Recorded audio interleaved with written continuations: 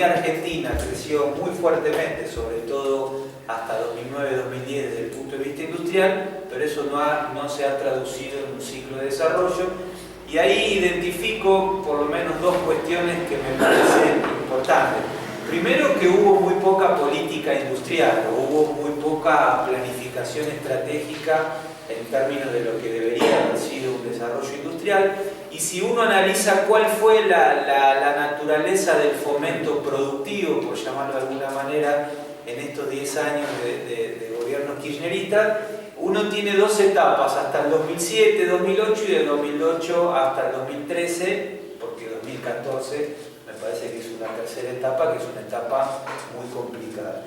Primera cuestión de la reindustrialización acotada, la falta de una política industrial me parece un elemento importante. Y algunos instrumentos que se aplicaron, que no implica que haya habido política industrial, van a profundizar mucho de los sesgos de la estructura productiva que la Argentina hereda de los años de neoliberalismo.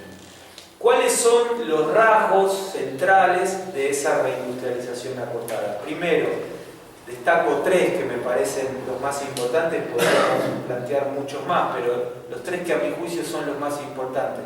La profundización del proceso de concentración y extranjerización. Para que ustedes se den una idea, en el año 2013, el año pasado, de las 100 empresas industriales más grandes que explicaron alrededor del 45-50% de la producción industrial, el 60% está en manos de capitales extranjeros.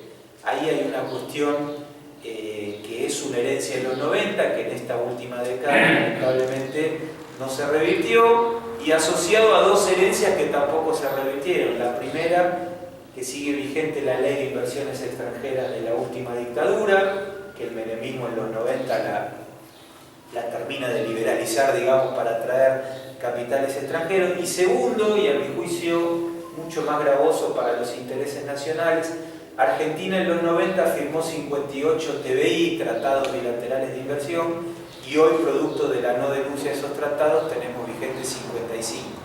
Y ese es un elemento que creo yo joroba bastante la posibilidad de pensar la cuestión desde un lugar distinto. Para avanzar un poquito, esta idea, la dependencia tecnológica que tiene que ver con los sectores más complejos de la estructura industrial y fundamentalmente con el sector de bienes de capital, estuvo muy asociado a un concepto que acuñamos en algún trabajo que habíamos hecho hace unos años, que es la idea de la sustitución inversa, que me parece un concepto interesante. La sustitución inversa, ¿qué sería? La sustitución virtuosa, ¿qué es? Producción nacional que desplaza importaciones. Producción nacional que desplaza importaciones al calor de una política macroeconómica y de una política industrial determinada. Sin embargo, en la última década hubo mucha sustitución inversa, o sea, producción importada que desplaza producción nacional. Y este es un tema central a la hora de pensar la restricción externa, que es lo que hoy está complejizando cada vez más el cuadro económico y social, pero también para explicar esta centralidad estructural de la oligarquía o de los sectores tradicionales desde el punto de vista de la exportación. Y ahí me parece, ¿por qué no se aprovecha ese o no se aprovechó ese potencial? Es un tema para discutir, pero es cierto que muchos heterodoxos que están conduciendo las discusiones industriales, tanto en el Ministerio de Industria como en la actual gestión del Ministerio de Economía, en los hechos tienen una visión muy ortodoxa de la industria que Argentina tiene. Porque ahí hay dos planteos. Primer planteo, para justificar la sustitución inversa: puede haber producción de bienes de capital o de segmentos tecnológicamente complejos, pero en Argentina no hay escala, lo cual puede valer para algunos nichos, pero no para todos. Y el segundo y más grave desde mi punto de vista es el planteo de la eficiencia. Hay un planteo, insisto, de gente que abreva en el campo de la heterodoxia, pero que termina diciendo lo mismo que decía Cavallo en los 90. O sea, un ortodoxo, que ¿qué es?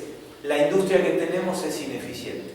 Y esto implica dos cosas desde el punto de vista de la inserción de la Argentina. Por un lado, la sustitución inversa adentro, o sea, la producción china desplazando producción nacional que no solo se produce, sino que además se exporta, o sea que es competitiva, esos productores, esa masa crítica es desplazada por estos bienes de capital mayoritariamente de procedencia china. Hay un segundo efecto que es interesante. Argentina exportaba muchos bienes de capital a Brasil. De hecho, lo que se ve es como muchas de esas exportaciones empezaron a ser desplazadas por importaciones brasileñas de productos chinos. O sea, China nos está desplazando, y la política industrial o la política de fomento no solo no lo morigera, sino que profundiza este cuadro. China nos desplaza producción nacional en el país, pero a su vez nos resta mercado en un país, un destino tan importante para las exportaciones de bienes de capital como era el mercado brasileño. En la medida en que renunciamos a tener política industrial y el sostenimiento del crecimiento pivotea en los generadores de divisas, bueno, cuando tenemos restricción externa casi no queda otra que devaluar. Y si casi no queda otra que devaluar, casi no queda otra que retrocedamos desde el punto de vista salarial, de la distribución del ingreso, y ahí volvemos a tener la complejidad sobre la dinámica industrial. Entonces, me parece, yo cerraría ahí. Por ahí yo estoy un poquito obsesionado con el tema, pero la cuestión esta de la eficiencia me parece que es un tema que desde estos sectores tenemos que hacer mucho esfuerzo por derrumbar ese mito, porque realmente es muy dañino y muy gravoso para los intereses nacionales. Pero hoy YPF la maneja un sector del gobierno, porque es un puesto por el gobierno, que son recontra ortodoxos en términos de su pensamiento industrial.